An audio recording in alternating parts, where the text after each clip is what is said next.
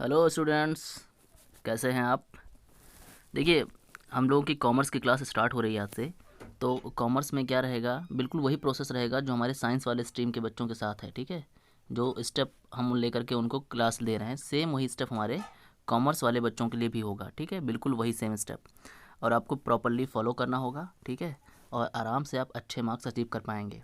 तो प्रोसेस क्या चल रहा है हम लोगों का, सबसे पहले हम लोग देखते हैं इम्पॉर्टेंट क्वेश्चंस। ठीक है, यानी कि जो हमारे प्रीवियस ईयर में आ चुके हैं, पहले हम लोग उन क्वेश्चंस को देखेंगे। ठीक, और अपना नोट्स रेडी करेंगे और चेक करेंगे कि कौन सा क्वेश्चन बार बार रिपीट हो रहा है। ठीक, पहला स्टेप हम लोगों का ये हो जाता है। और सेकंड स्टेप पे फिर क्या होता है कि हम लोग चैप्टर पढ़ना स्टार्ट करते हैं। चैप्टर में हम लोग सारी बातें फिनिश करते हैं, चैप्टर को अच्छे से समझते हैं। और स्टेप नंबर थर्ड फिर से आ जाते हैं इन्हीं इंपॉर्टेंट क्वेश्चंस पे जो हमने डिस्कस किए थे, और उनको फिर से फिनिश करने की कोशिश करते हैं और अपना नोट्स प्रॉपरली बना लेते हैं। और वही नोट्स, जो हमारा नोट्स इन तीन स्टेप्स को लेकर के बनेगा, ठीक है, इस बात को नोटिस करिएगा, उसी उसी नोट्स को, इन तीनों को मिला करके, step first, step second, step third, इन तीनों को मिला करके जो हमारा नोट्स रेडी होगा, उस नोट्स को संभाल के रख लेंगे, जो हमारे बोर्ड डेज में काम आने वाला है। हम लोग बोर्ड डेज में यही नोट्स पढ़ते हैं। ठीक है, और इसके बाद प्लस मेरा खुद का बनाया हुआ एक नोट्स आपको प्रोवाइड कराया जाएगा। ठीक है, जिसको पढ़ करके, ये दोनों ही चीज़ आप पढ़ करके बिल्कुल प्रॉपर ढंग से, ईजिली तरीके से जितना आप मार्क्स लाना चाहते हैं एग्ज़ाम में ला सकते हैं, अगर आपने पूरी मेहनत की तो। ठीक है, तो देखिए आगे की कहानी क्या है कि आज का हमारा जो पहला लेक्चर स्टार्ट होगा, अब हम लोग वन बाय वन करके ऐसे पढ़ेंगे। हमारे कॉमर्स वाले जो बच्चे हैं, सबका अपना अपना अलग अलग सब्जेक्ट है।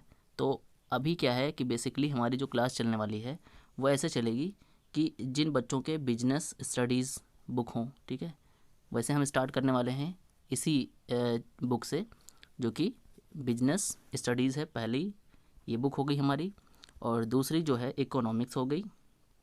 ठीक है, इकोनॉमिक्स पे काम करेंगे। और तीसरी हमारी हो गई अकाउंटेंसी। ठीक है, तो ये तीनों बुक जो है वन बाय वन करके हम लोग फिनिश करेंगे, या फिर ऐसे रहेगा लेक्चर तीनों पे आने स्टार्ट होंगे वीक वाइज। ठीक है, तो तीनों आते रहेंगे। इसका जनरल स्टडीज़ का तो हम लोग आज से स्टार्ट कर देंगे, आज हमारा पहला लेक्चर इसी पे होगा। ठीक है, फिर हम लोग इकोनॉमिक्स भी देख लेंगे, सीधे सीधे अकाउंटेंसी भी देख लेंगे। तो ये तीन इंपॉर्टेंट बुक रहेंगी हमारी कॉमर्स वाली। ठीक है, और इसके साथ साथ जो आपकी बाकी की सब्जेक्ट बचते हैं, यानी सब्जेक्ट नंबर 4 और सब्जेक्ट नंबर 5, जो कि हिंदी और इंग्लिश है, तो इसकी कोई टेंशन नहीं है, ये बस केवल 3 लेक्चर की कहानी है। ठीक है, हिंदी और इंग्लिश की मात्र 3 लेक्चर की कहानी है। ठीक है, इसका 3 लेक्चर होगा और इसका भी 3 लेक्चर, 4 लेक्चर हो सकता है, ये फिनिश हो जाएगा पूरा पूरा। और इसके ग्रामर पोर्शन दोनों के जो हैं वो मैं अलग से उसको बना करके सबके लिए ओके करूँगा, क्योंकि ये हमारे इंग्लिश मीडियम के एपी बोर्ड के साइंस साइड वालों के लिए भी इंपॉर्टेंट होगा, तो वो ग्रामर के अलग से हम लोग लेक्चर लेंगे। ठीक है, तो इस तरह से हम लोगों को मैनेज करके चलना है। ओके, अब देखिए इंपॉर्टेंट बात क्या रहेगी कि आपको लेक्चर जो मिलेगा, ठीक है, वो लेक्चर आएगा, उस लेक्चर को उसी वक्त आप फिनिश कर लीजिएगा, वरना वो लेक्चर आप दोबारा नहीं पढ़ पाओगे, वो लेक्चर बंद हो जाएगा, ब्लॉक हो जाएगा। ठीक है, वो सिर्फ लेक्चर 1 घंटे के लिए ही ओपन होगा हमारे बच्चों के लिए। ठीक है, उसके बाद उसको कोई देख नहीं सकता है। ठीक है, तो ये चीज़ रहेगी, तो उसको उसी वक्त फिनिश कर लो। और इम्पॉर्टेंट बात, नोट्स ज़रूर बनाओ, नोट्स बहुत इंपॉर्टेंट है, इग्नोर मत करिएगा, वरना ये आपकी जिम्मेदारी है कि आप गलती कर रहे हो और आपको बोर्ड में खामियाजा भुगतना पड़ सकता है। ठीक है, तो ये हो जाएगा आपका नोट्स का मैटर। और कोई भी डाउट हो तुरंत पूछो, क्योंकि वो डाउट आपके क्लियर एकदम से क्लीन होने चाहिए, डाउट बिल्कुल भी नहीं होना चाहिए, तभी आप आगे अच्छे से बढ़ पाओगे। ठीक है, तो डाउट ज़रूर पूछें, सारे डाउट कम से कम 10 या 15 डाउट इकट्ठा कर लीजिए और मुझे मेरे व्हाट्सएप पे टेक्स्ट कर दीजिए, मैं आपको नेक्स्ट लेक्चर में उसको प्रॉपरली ढंग से सॉल्व करके दे दिया करूँगा। ठीक है, तो ये हो जाएगा हमारे जो है डाउट्स की बात। ओके, अच्छा, तो फिर आज का जो मैटर हम लोगों का है वो स्टार्ट करने वाले हैं हम लोग बिजनेस स्टडीज़ से। ठीक, तो बिजनेस स्टडीज़ में क्या रहेगा कि सबसे पहले मैं, जो आपके बोर्ड में 3-4 सालों से, 5 सालों से जो बोर्ड में आ चुके हैं, ठीक है, वो प्रीवियस ईयर के क्वेश्चन मैं आपको दिखाने जा रहा हूँ और आपको समझाने जा रहा हूँ कि ये कितने इंपॉर्टेंट हैं, कितनी बार ये क्वेश्चन रिपीट होते हैं एग्ज़ाम में, अक्सर आते रहते हैं। ठीक है, तो ये चीज़ ध्यान देना है आपको बिजनेस स्टडीज़ के बारे में। तो टोटल इसमें आपके कितने चैप्टर हैं, क्या है, ये सारी चीज़ें मैं डिस्कस कर रहा हूँ वन बाय वन करके। ठीक है, तो आप बिल्कुल इसको नोट्स बनाना स्टार्ट कर दें और बिंदास काम करना शुरू कर दें। ओके, तो हम लोगों का जो है, ये देखिए आपके सामने चैप्टर्स हैं वन बाय वन करके। ठीक है, ये बिजनेस स्टडीज़ के चैप्टर हैं। तो पहला चैप्टर आपको दिख रहा है nature and significance of management. ठीक है, तो ये चैप्टर हम लोगों का आज का है। आज हम लोग इसके इंपॉर्टेंट क्वेश्चन देखेंगे। फिर दूसरा चैप्टर आपका आएगा प्रिंसिपल्स ऑफ मैनेजमेंट, ठीक है, business environment, planning, organizing, staffing, directing. ये सारे चैप्टर जो है इनके हल्के हल्के झलक हम लोगों को पहले चैप्टर में मिल जाएंगे, ठीक है। फिर है कंट्रोलिंग, उसके बाद है फिनेंशियल मैनेजमेंट। ये बहुत इंपॉर्टेंट चैप्टर है। इस चैप्टर से डायरेक्टली 15 मार्क्स का आ जाता है सीधे सीधे। तो हम लोग इसके बेटस भी समझते चलेंगे वन बाय वन करके। और यहाँ पे देखिए ये है फाइनेंशियल मार्केट, फिर मार्केटिंग, फिर कंज्यूमर प्रोडक्शन। तो बिज़नेस के बारे में जो होता है, जैसे हम लोग एक बिज़नेस ओपन करते हैं तो उस बिज़नेस में क्या क्या चीज़ें होती हैं, ठीक है, कैसे हम लोग जो है स्टाफ को फिट करते हैं, कैसे उसको डायरेक्ट करते हैं, कैसे कंट्रोल करते हैं, कैसे पैसों का मैनेजमेंट रखते हैं, कैसे मार्केटिंग करते हैं, कंज्यूमर के बारे में कैसे ध्यान रखते हैं कि उनको कोई सामान गलत ना मिले या उनकी बातों को ध्यान दिया जाए, ठीक है। तो ये सारी चीज़ें जो होती हैं बिज़नेस से रिलेटेड वो हम लोग बिज़नेस स्टडीज़ में करते हैं।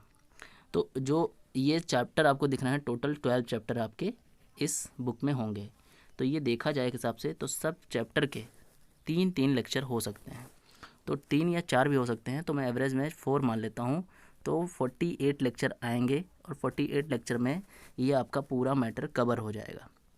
इट मीन्स अगर अब देखा जाए तो 48 मीन्स 1.5 मंथ में पूरा आपका बिजनेस स्टडीज़ फिनिश होने वाला है। तो सिमिलरली ऐसे देखा जाए तो 1-1.5 मंथ कर करके तीनों सब्जेक्ट का ऐसे ही जाएगा। तो टोटली अगर देखेंगे आप तो ये 1 2 3 यानी कि 3 to 4.5 मंथ में आपका पूरा पूरा सिलेबस फिनिश हो जाएगा।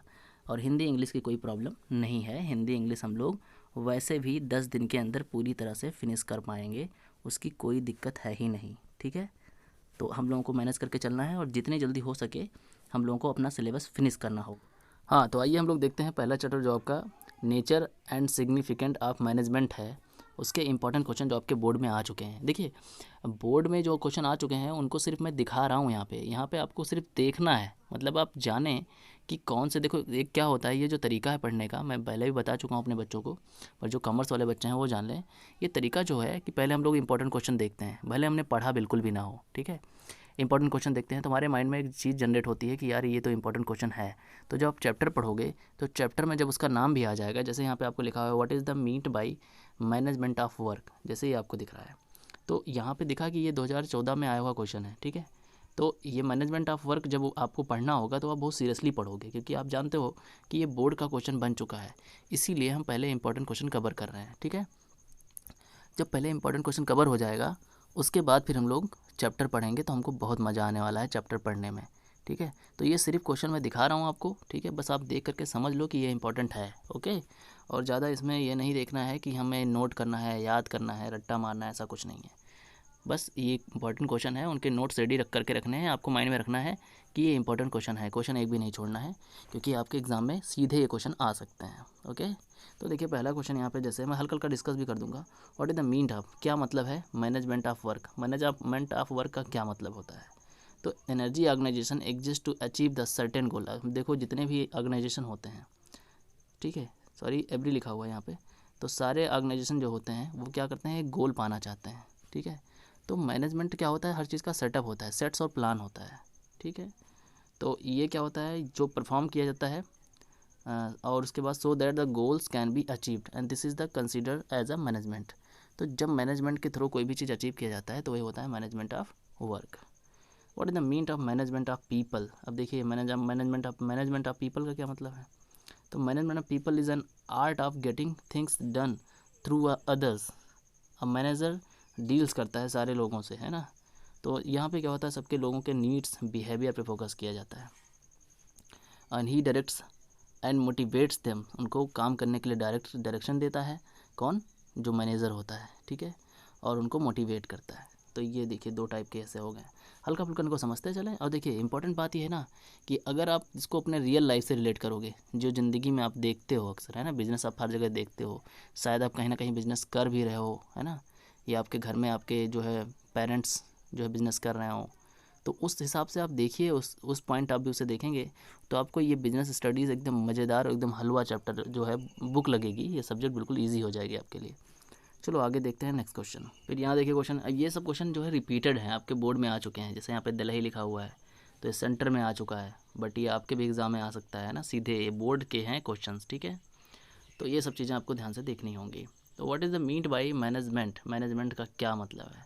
फिर से वही चीज़ होती है, मैनेजमेंट एक ऐसा प्रोसेस है जिसमें प्लानिंग की जाती है, ऑर्गेनाइज किया जाता है, स्टाफिंग की जाती है, डायरेक्टिंग की जाती है, कंट्रोलिंग की जाती है the enterprises resources efficiently and effectively for the achieving goals for the organization. आपने एक ऑर्गेनाइजेशन बनाया, ठीक है, और उसमें आपने सब पहले प्लान किया, फिर ऑर्गेनाइज़ किया, फिर स्टाफ इकट्ठा किया, फिर आपने उसको सबको बताया, डायरेक्ट किया, और सबके ऊपर आपने कंट्रोल किया, सारे सामान को अच्छे से यूज़ करके फिर आपने अपना गोल अचीव किया। तो ये एक तरह से मैनेजमेंट होता है। तो मैनेजमेंट पूरी ये, तो ये देखिए यहाँ पे क्वेश्चन नंबर 6 आपको दिख रहा है, what is the mean of effectiveness, ठीक है। तो ये इफेक्टिवनेस मतलब क्या होता है, मतलब मैनेजमेंट में कितनी ज़्यादा जो है एनर्जी है, ठीक है। इफेक्टिवनेस जो होती है, is the management is concerned with the doing the right task, completing activities, achieving goals। ये तीनों बात आप ध्यान में रखें, तो यही होती है इफ़ेक्टिवनेस, ठीक है, कितना इफ़ेक्टिव है कोई चीज़। तो ये होता है टाइम, उतने टाइम पे जब प्रेस्क्राइब टाइम फिक्स कर दिया जाए, तो उतने टाइम पे अगर कोई काम हो जाता है तो उसको कहते हैं, जैसे यहाँ पे अब जैसे दूसरा लैंग्वेज में लिखा है सीधा सीधा कि in other word it concern with the end result, last में जो आपका फाइनली रिजल्ट जितना आता है परफेक्टली, उसको कहते हैं इफ़ेक्टिवनेस, ठीक है। तो यहाँ पे अगला देखें, list of 2 social objectives of management क्या है, सोशल ऑब्जेक्टिव इनके क्या होते हैं। तो देखो, एनवायरनमेंट के बारे में आपको ध्यान रखना है कि आपका कोई भी प्रोडक्शन एनवायरनमेंट को नुकसान ना पहुँचाए, ठीक है। और giving employment opportunity to the disadvantage section of the society. देखो, ऐसे हमें अपॉर्चुनिटी लोगों को, मतलब ऐसा एम्प्लॉयमेंट देना है, ठीक है, जिससे क्या होता है कि सोसाइटी सेक्शन का डिसएडवांटेज ना हो, ठीक है। तो ये जो है पब्लिक गोल है, ये आपको ध्यान रखना है सोसाइटी का, जो आपका मैनेजमेंट का सिस्टम है, ठीक है। आगे देखें, फिर से शायद वही क्वेश्चन रिपीट हो रहा है कि explain the one sentence how management increase efficiency. तो वही सेम चीज़, इंक्रीज एफिशिएंसी किस में बढ़ानी पड़ेगी, कि आपको प्लानिंग अच्छी करनी होगी, ऑर्गेनाइजिंग अच्छा करना होगा, डायरेक्टिंग अच्छा करना होगा, स्टाफिंग अच्छी करनी होगी, कंट्रोलिंग अच्छा करना होगा, ऑटोमेटिकली उसमें इफेक्टिवनेस आ जाएगा, अच्छे से इफिशिएंसी आ जाएगी, है ना। अब इफिशिएंसी और यहाँ पे जो इफेक्टिवनेस है, इन दोनों में डिफरेंस होता है, ठीक है। तो ये डिफरेंस हम लोग चैप्टर के, फिर यहाँ पे आप देखें क्वेश्चन यहाँ आपके सामने आ गया, explain one sentence how management helps in the achieving group goals. तो ग्रुप गोल्स कैसे मैनेजमेंट हेल्प करता है, तो management helps in the achieving the group goals by directing the individual efforts in achieving the overall goal of the organization. एक एक आदमी को उनका एक एक एफर्ट प्रोवाइड कराया करो, तो आपका जो गोल, जो ग्रुप का गोल है, वो आपको अचीव हो जाएगा। List of any 2 organization objective of the management, फिर से वही आया। तो क्या होता है, अब ये मैनेजमेंट जो होता है, यानी कि मैनेजमेंट जो इसका ऑब्जेक्टिव, मेन ऑब्जेक्टिव क्या है भैया, सर्वाइवल के लिए और पैसा कमाने के लिए मैनेजमेंट आप करोगे, ठीक है। तो ये चीज़ ध्यान से देखें। List any 2 personal objective of personal, आपका एक तो ऑर्गेनाइजेशन हो गया, ऑर्गेनाइजेशन का ये मेन मोटिव होता है। आपका पर्सनल मोटिव क्या हो सकता है कि कम्पिटिटिव सैलरी एंड पर्क्स, ठीक है, personal growth and development of the employee. तो ये 2 बातें हो जाती हैं। तो ये छोटी छोटी बातें आपको ध्यान रखनी है। अब देखेंगे क्वेश्चन नंबर 13 से आपको बात क्लियर होगी, जो इफेक्टिवनेस था और जो इफ़िशेंसी थी, उन दोनों में डिफरेंस पता चलेगा आपको। देखिए यहाँ पे जैसे कहा जा रहा है कि बोल्बो लिमिटेड एक कंपनी ही मान लो, अगर वो 10,000 शर्ट्स पर मंथ, ठीक है, एट अ कॉस्ट ऑफ 100 पर शर्ट बनाना चाहती है, ठीक है। तो the production manager achieve this target at the cost of 90 पर शर्ट। उसने कहा था कि 100 रुपये खर्चा हो, लेकिन इसने 90 पे ही बना डाला। तो डू यू थिंक कि प्रोडक्शन मैनेजर जो है वो इफ़ेक्टिव है, या और एक रीज़न भी आपको सपोर्ट करके अपना दें, इफेक्टिव है, और इसके अंदर इफेक्टिवनेस कितना है। तो देखिए यस, वो दोनों है, क्योंकि उसने सही टाइम पे काम करके एक तो पूरा दिया, दूसरी बात यह है कम पैसे में करके दिया, तो वो उसके अंदर इफेक्टिवनेस और जो है एफिशिएंसी दोनों है। तो देखो यहाँ पे दोनों बात समझ लेते हैं कि एफिशिएंसी और इफेक्टिवनेस में फ़र्क क्या होता है, ये बहुत इंपॉर्टेंट चीज़ है। देखो इफेक्टिवनेस मतलब ये होता है कि कोई काम आप समय से करके दे दो, ठीक है, मतलब completing the task within specified time, okay. और एफिशिएंसी का मतलब है कि doing the task correctly with minimum cost, minimum cost में आप काम करके दे दो, तो आपके अंदर एफिशिएंसी है। दोनों बात समझ में आ गई। तो ऐसे आप समझते चला, बाकी चैप्टर के अंदर हमें तो पढ़ना ही है। तो अभी क्वेश्चन देखते जा रहे हैं और थोड़ी बहुत बातें समझते जा रहे हैं। Why is it said that management is goal oriented process.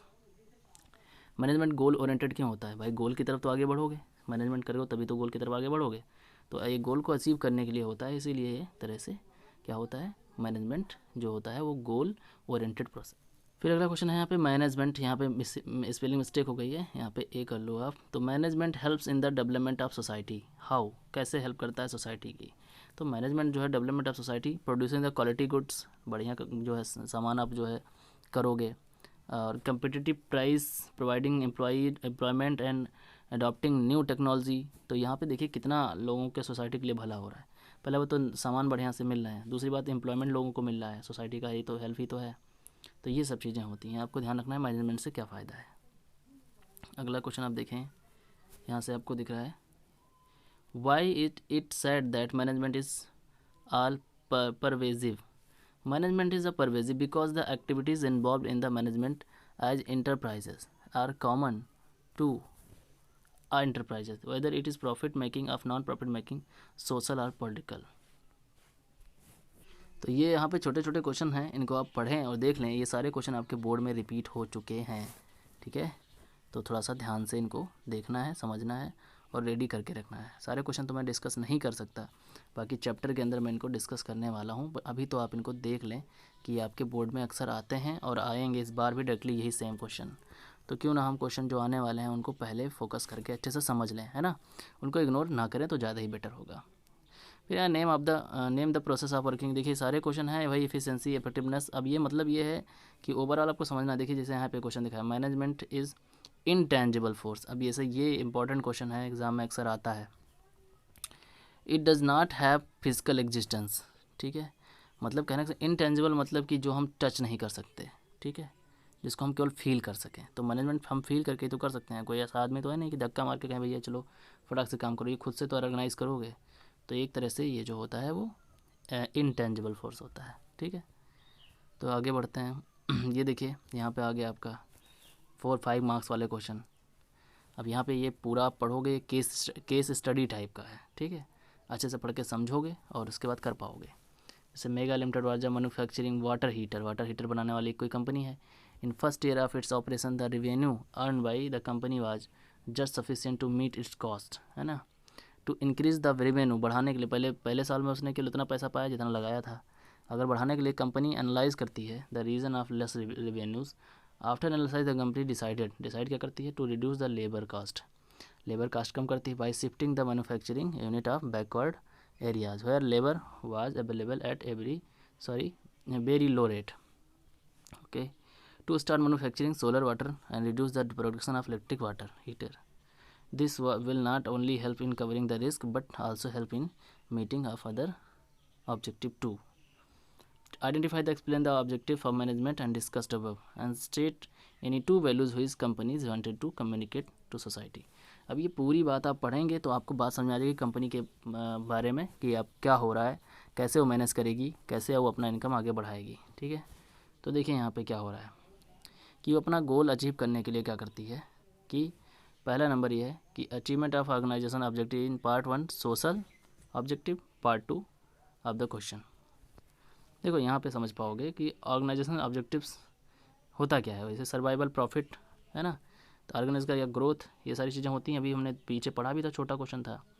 तो मैनेजमेंट एक तरह से जो होता है उससे उसके ऑर्गेनाइजेशन का ये गोल होता है सर्वाइवल, ठीक है, प्रॉफिट एंड ग्रोथ। ये छोटी छोटी बातें लिखी हैं, इनके बारे में आप जाने। बाकी चैप्टर के अंदर अभी में पढ़ना है, हम इतनी जल्दी अभी इसको यहाँ पे डिटेल में नहीं पढ़ा सकते, ठीक है। अभी तो हम केवल क्वेश्चन आपको शो करा रहे हैं कि ऐसे ऐसे क्वेश्चन बनते हैं, ओके। तो सोशल ऑब्जेक्टिव क्या होता है, सप्लाई गुड क्वालिटी, है ना। फिर एनवायरमेंटल फ्रेंडली होना चाहिए, एम्प्लॉयमेंट आपको देना चाहिए। 3 चीज़ें कि आपको सोसाइटी के लिए क्या आप सामान दोगे, यानी गुड्स प्रोवाइड करोगे लोगों को, एम्प्लॉयमेंट दोगे, नौकरियाँ सबको दोगे, ठीक है। और तीसरी आपको ऐसी चीज़ें बनानी है कि उससे एनवायरनमेंट पे कोई फ़र्क ना है। तो आप समझ लीजिए सोसाइटी जो आपका सोशल ऑब्जेक्टिव है वो सही से चल रहा है, ठीक है। तो ये चीज़ हो जाएगी। तो यही चीज़ें हैं। अब ये देखें, आप क्वेश्चन को पढ़ें, ये बड़े बड़े क्वेश्चन हैं और उनको समझें। सारी चीज़ें उसी तरह से मैनेज करके आपको देनी होती हैं कि आपको पहले ध्यान देना होगा कि आपके ऑर्गेनाइजेशनल ऑब्जेक्टिव्स कैसे हैं, कैसे मेंटेन होंगे। दूसरा आपका सोशल ऑब्जेक्टिव भी सही से होना चाहिए। फिर यहाँ पे देखिए 5 फीचर ऑफ मैनेजमेंट, बहुत important question. 5 feature of management के 5 फीचर्स कौन कौन से हैं। तो देखिए पहला नंबर गोल ओरिएंटेड प्रोसेस होती है, गोल एक्टिविटी, ग्रुप एक्टिविटी होती है, इनटेंजिबल होती है, ऑल परवेजिव होती है और मल्टी डायमेंशनल होती है। ये 5 पार्ट हैं, पाँचों हम लोग बिल्कुल डिस्कस करेंगे चैप्टर के अंदर अच्छे से। फिर भी आप माइंड में बना लीजिए कि पाँचों कैरेक्टरिस्टिक्स पूछे जाते हैं। यहाँ पे पूछा गया है एनी 5 रीज़न बताना है कि हुईच क्लैरिफाई कि management is gaining importance day by day इसका इम्पोर्टेंस बढ़ता जा रहा है। हमें 5 ऐसे कोई पॉइंट्स बताने होंगे। तो यहाँ पे आप पाँचों पॉइंट्स देख सकते हो। मैनेजमेंट हेल्प करता है गोल को अचीव करने में, डायनेमिक होता है, एफिशिएंसी बढ़ाता है, अचीविंग पर्सनल ऑब्जेक्टिव्स, आपका पर्सनल ऑब्जेक्टिव पूरा हो सकता है, डेवलपमेंट ऑफ सोसाइटी भी होती है इससे। तो इससे इसका जो है इम्पोर्टेंस बढ़ेगा फ्यूचर में। फिर यहाँ पे give the meaning management explain how it creates dynamic organization. वही चीज़ें बार बार रिपीट होती हैं, बस आपको डिटेल में थोड़ा सा समझ के अच्छे से मेहनत करके पढ़ लेनी है तो आप मामला क्लियर कर दोगे। ओके, फिर से वही सेम चीज़, आगे बढ़ते हैं। ये क्वेश्चंस हैं, वही सारी चीज़ें रिपीट हो रही हैं। तो ये देखिए, आपने वहाँ देखा कि 29 क्वेश्चन आपको दिखे उस तरफ। अब ये सेकंड पार्ट आ गया। टोटल 4 पार्ट में है, चारों पार्ट आप देख लें, 10 10 12 12 क्वेश्चन हैं, उधर 29 थे। तो ये आप क्वेश्चन यहाँ भी देख लें। देखिए, पहला क्वेश्चन यहाँ पूछा गया है कि nature of the management it's had to be systematize हो तो मैनेजमेंट एज अ साइंस, और अगर प्रैक्टिस किया जाए तो मैनेजमेंट एज ए आर्ट। ये 2 पार्ट हैं इसके, ठीक है। तो दोनों क्वेश्चन आपको दिख रहे हैं 1 बाय 1 करके। फिर आगे देखें, क्वेश्चन यहाँ पे दिख रहा है management meant by the management as an art. फिर ये मैनेजमेंट एंड आर्ट, मैनेजमेंट एक आर्ट है, एक कला है। तो ये हमको जो है इसको अच्छे से करके दिखाना है। अगला है मैनेजमेंट एक साइंस है, ठीक है। तो ये दोनों चीज़ इसमें इंपॉर्टेंट हो जाती हैं इस पार्ट में, management of science, management of art. तो एक है हमारा सिस्टमेटाइज्ड बॉडी नॉलेज, और एक है यहाँ पे हमने, तो यहाँ management skill personal application existence, यहाँ पे देख सकते हो ये क्वेश्चन। फिर 4 5 में आ जाएगा पूरी डिटेलिंग के साथ, वही चीज़ मिला करके क्वेश्चन बना देगा, ठीक है। तो एक है मैनेजमेंट ऑफ साइंस, एक है मैनेजमेंट ऑफ आर्ट, तो दोनों मिला करके हम लोगों को अच्छे से फिनिश करना होगा, ठीक है। तो यहाँ पे टोटल 9 यहाँ पे दिख रहा है आपको। क्वेश्चन नंबर 9 हो गया। क्वेश्चन नंबर 10 फिर से वही रिपीट होगा, बस इसमें कुछ बातें होंगी एक्स्ट्रा। आप ये क्वेश्चन पढ़ के बिल्कुल अच्छे से वीडियो को पॉज करके। तो टोटल यहाँ पे 12 क्वेश्चन होंगे, ठीक है। लास्ट क्वेश्चन यहाँ फिर से वही, मैनेजमेंट एज एन आर्ट। तो यहाँ पे इस सेक्शन में 2 बातें आएंगी। मैनेजमेंट एक साइंस है, इसका क्या मतलब है उसको हमको बताना होगा सॉल्व करके, और दूसरा हमें बताना होगा मैनेजमेंट एक तरह का आर्ट है। तो ये दोनों चीज़ 2 बातें इसमें होंगी। तो ये सेकंड पार्ट भी कंप्लीट हुआ। थर्ड पार्ट देखते हैं। तो ये पार्ट 3 है, ठीक है। पार्ट 3 बहुत इंपॉर्टेंट है, इससे क्वेश्चन बहुत एग्जाम में बनते हैं। तो देखो, ये जैसे कि लेवल जो मैनेजमेंट होता है वो 3 टाइप का, टॉप लेवल का, मिडिल लेवल का और लोअर लेवल का, ठीक है। तो टॉप लेवल में जो बोर्ड ऑफ डायरेक्टर्स आते हैं, चीफ एग्जीक्यूटिव आते हैं। मिडिल में हमारे क्या आते हैं, हेड ऑफ फंक्शनल डिपार्टमेंट आते हैं, सुपरिटेंडेंट आते हैं, ठीक है। और लोअर में क्या आते हैं, जो सुपरवाइज़र्स होते हैं, फोरमैन होता है, या फिर सुपरिटेंडेंट होते हैं। यहाँ पे आपका प्लांट सुपरिटेंडेंट था, यहाँ पे सुपरिटेंडेंट। तो ये 3 कैटेगरी होती है, बाकी इनकी छोटी छोटी रिस्पॉन्सिबिलिटी लिखी हैं कि ये काम क्या करते हैं, ठीक है। फंक्शन ऑफ मैनेजमेंट वही चीज़ें रिपीट हुई, planning, organizing, staffing, directing and controlling, ठीक है। तो ये सारी चीज़ें हो गई 5 पार्ट में। तो ये सारी चीज़ें जो ऊपर लिखी हुई हैं वही चीज़ बार बार रिपीट होती है, वेरी इंपॉर्टेंट। और क्वेश्चन देख लेते हैं थर्ड पार्ट में। पहले देखें, यहाँ पे वही पूछा गया, which level of management the manager responsible for the welfare and survival of the organization. तो टॉप लेवल के बंदे जो होते हैं। फिर यहाँ पे हम लोग पढ़ेंगे कि इनका जो है मेन फंक्शन है टॉप लेवल का क्या है, वही ऊपर वाला जो आपने पढ़ा है पार्ट, उन्हीं के देखिए क्वेश्चन बन गया। यहाँ पे मेन 2 फंक्शन होता है मिडिल लेवल का। फिर यहाँ पे लेवल ऑफ मैनेजमेंट के बारे में हमें इन्यूमरेट करना है। तो यही है, top level, middle level and lower level, 3 type के मैनेजमेंट होते हैं, ठीक है। फिर 4 5 के क्वेश्चन में आ जाएँ तो फिर से वही आप ऊपर वाला पार्ट पढ़ लो, वहीं से सारी कहानी फिनिश होने वाली है। देखिए, यहाँ पे जो ये आपको ग्राफ दिख रहा है, that is very important graph. इसको आप ध्यान से देख लो और समझ लो कि कैसे रिलेशनशिप होता है एक मैनेजमेंट फंक्शन में। जैसे कि देखिए, इस स्टाफिंग और डायरेक्टिंग का आपस में रिलेशनशिप होता है, ठीक है। इन सब का जितने ये हैं पार्ट, इनके आपस में रिलेशन होते हैं। प्लस देखिए, कंट्रोलिंग का रिलेशन होता है ऑर्गेनाइजिंग के साथ, ठीक है, आपस में। और वही चीज़ यहाँ पे आप देखेंगे तो ये जो एरो बनी हुई हैं ये शो कर रही हैं कैसे एक दूसरे से रिलेट करते हैं। तो यहाँ से आप कई क्वेश्चन नॉर्मली समझा सकते हैं और सॉल्व कर सकते हैं। तो इसको आप आराम से एकदम से रट्टा मार दें, बना करके प्रैक्टिस कर लें। तो हमने 3 पार्ट कवर कर लिया, और एक पार्ट और बचा है जिसको हम नेक्स्ट में कवर करेंगे, ठीक है। और उसको उसी वक्त हम लोग चैप्टर के साथ उसको कवर कर लेंगे, उसमें ज़्यादा कुछ क्वेश्चन नहीं है, ठीक है। तो टोटल आप देखेंगे कि यहाँ पे भी 10 12 क्वेश्चन रह गए। 12 क्वेश्चन सेकंड पार्ट में था और 29 क्वेश्चन फर्स्ट पार्ट में था। तो टोटली 50 क्वेश्चन के करीब हुए हैं। अगर आप ये 50 क्वेश्चन कर लेते हैं, समझ लेते हैं, तो आपका फर्स्ट चैप्टर एकदम 100% ओके हो जाएगा। तो आप सीरियसली काम करें, कोई डाउट हो हमसे ज़रूर पूछें, नोट्स ज़रूर बनाएं, नोट्स रेडी करके रखें, 1-2 बार पढ़ें, नोट्स का रिवीजन करते रहें। तो क्या है कि ये आप प्रॉपर्ली ढंग से काम करें, ठीक है। और हम लोग मिलते हैं नेक्स्ट लेक्चर में, जो कि हमारा चैप्टर स्टार्ट होगा। ओके, इसी तरह सेम प्रोसेस रहेगा ऑल सब्जेक्ट का, ठीक है। और किसी को कोई डाउट होता है, कोई प्रॉब्लम होती हो, तो मुझे तुरंत मैसेज करके बता सकता है और अपने डाउट क्लियर कर सकता है। ओके, मिलते हैं नेक्स्ट लेक्चर में, तब तक के लिए थैंक यू।